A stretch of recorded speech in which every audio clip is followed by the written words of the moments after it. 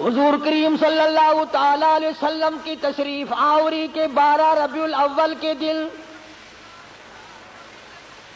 جناب ابو بکر صدیق رضی اللہ تعالیٰ عنہ کی زندگی میں خلافت میں 2 مرتبہ 12 ربیع الاول آیا، جلوس نہیں، جشن نہیں۔ فاروق اعظم رضی اللہ تعالیٰ عنہ کی خلافت کے دور میں 12 مرتبہ 12 ربیع الاول کی تاریخ آئی، مدینے کی گلیوں میں کوئی جلوس نہیں۔ حضرت عثمان ذی النورین رضی اللہ تعالیٰ عنہ کی خلافت کے دور میں 12 سال تک 12 دفعہ ربیع الاول آیا، مدینے کی گلیوں میں کوئی جشن جلوس نہیں۔ حضرت علی رضی اللہ تعالیٰ عنہ کی خلافت کے دور میں 5 مرتبہ 12 ربیع الاول آیا، کوئی دور نہیں، کوئی جلوس نہیں، کوئی جشن نہیں۔ سیدنا امیر معاویہ رضی اللہ تعالیٰ عنہ کی خلافت کے دور میں 12 ربیع الاول 19 مرتبہ آیا، مگر کوئی جلوس نہیں۔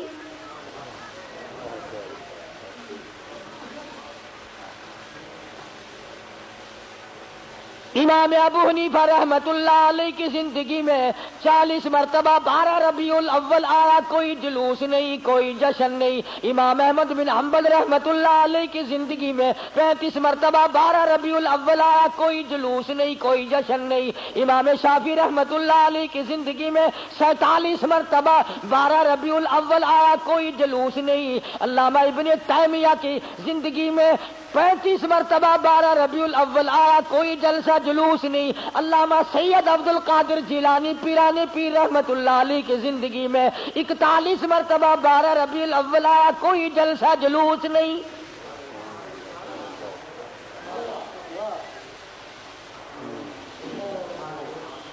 سلطان عالمگیر رحمت اللہ علیہ ہندوستان کا بادشاہ ہے، اتنا بڑا متقی پرہیزگار ہے، ساری زندگی میں ایک رات بھی تہجد کی قضا نہیں ہوئی، مگر 12 ربیع الاول کا جلوس دلی کے بازار نے دیکھا نہیں، چاندنی چوک میں سے کبھی گزرا نہیں، خواجہ شمس الدین التمش کی زندگی میں نہیں گزرا، سلطان عالمگیر کی زندگی میں نہیں نکلا، ناصر الدین محمود کی زندگی میں نہیں نکلا، غیاث الدین بلبند کی زندگی میں جلوس نہیں نکلا۔ اور تمہیں آج بھی کہ میں بات بتلاؤں، قائد اعظم کے ہوتے ہوئے پاکستان میں جلوس نہیں نکلا، خواجہ ناظم الدین کی حکومت میں 12 ربیع الاول کا جلوس نہیں نکلا، ایوب خان کی حکومت کے موقع پر 12 ربیع الاول کا جلوس نہیں نکلا، یحییٰ خان کی دور میں نہیں نکلا، یہ بھٹو نے شروع کیا، رضا الحق نے آگے بڑھ کر اس کی تکمیل کی۔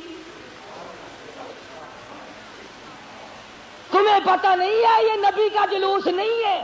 چور جب چوری کرتا ہے کتوں کو ٹکڑا ڈالا کرتے ہیں، یہ بھونکے نہ، تمہیں تماشے میں لگا کر اپنا کام کرنا چاہتے ہیں۔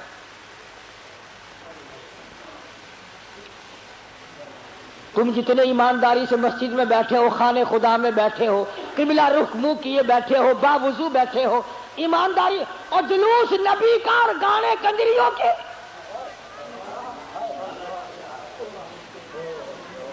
اندازہ لگا۔